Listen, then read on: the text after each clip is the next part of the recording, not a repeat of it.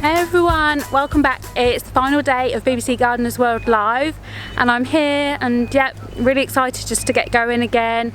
Definitely going to do shopping today, so I haven't bought anything yet other than food, so I'm looking forward to filling the boot today, that is for sure. So sorry bank card, but it's going to be a fun day.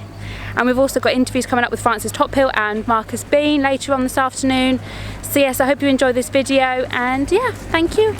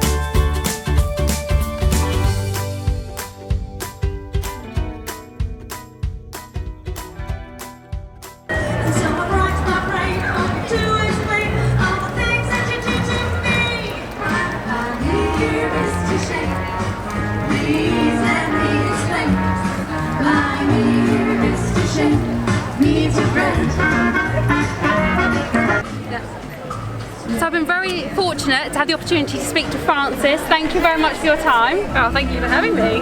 How are you enjoying the show? It's brilliant. I think it's brilliant. It's amazing and it's so busy. There's so many people here and I mean, you can see why they come out, but it's so hot. The fact that people are here, they're really enjoying it, and there's a proper buzz, isn't there? It's great. It's definitely a proper buzz. So, and I know we spoke earlier in the year for the blog as well, so thank you for that.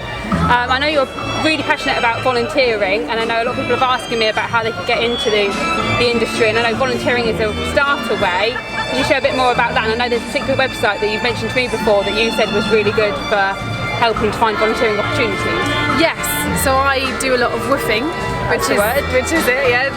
WWOOFING is woofing is Worldwide Organisations in Organic Farming. But I mean, you can volunteer anywhere. It's so easy. You go, local gardens or local nurseries. So many gardens are really struggling from a lack of staff. So having people willing to come and give time for free to learn about how to grow things is, so many people are really grateful for that. So if you're at all keen in trying, or even go to someone's allotment, there are loads of allotments for people who may be struggling to keep on top of the workload. Just go and say, can I help? And chat to people whilst you're doing it. And you grab your hands, wouldn't they? Exactly. There's so many places to learn. Thank you.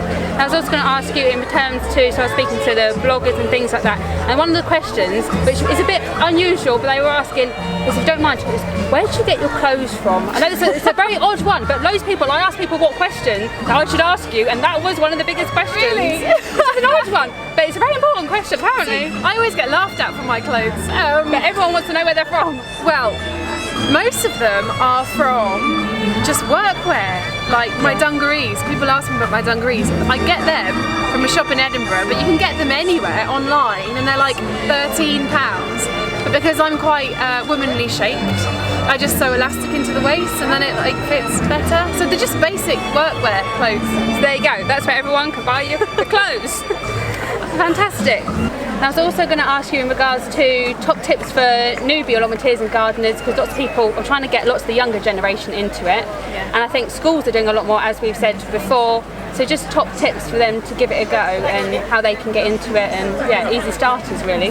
I think that gardens are actually really cool, and I think as soon as people start it, and I know my friends, people kind of my age in their late 20s, are starting, and I get phone calls, people going like, oh my god, it's actually really fun. And it's like, I think things like the hipster garden here, these things that are really actually cool, and it's not like what people are telling you is cool, not just like bright colours, it's actually really cool. I think that's a way of getting young people involved in not necessarily gardening, but enjoying being outside. And then once they enjoy being outside, they can have like a really nice place to sit, they can hang out with their friends, have maybe like music and lighting incorporated, and get them in just in an outdoor space that's a bit more kind of trendy.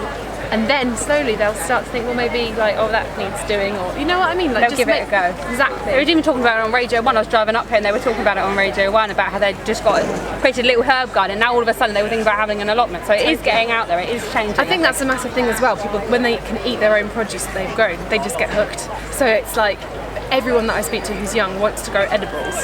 So if you get growing edibles in like a pot on your windowsill or whatever it is, suddenly you're kind of into it, and then there's no turning back. Yeah, exactly. Well, thank you so much for your time. And Chris mentioned on the chili not winning. The 50th anniversary, it went to Adam. To be honest, Roses was always going to win, wasn't it? It's a great choice. It's a great choice. Well, thank you again for your time, and I hope you enjoy the rest of the show. Thank you very much. Thank you. Too.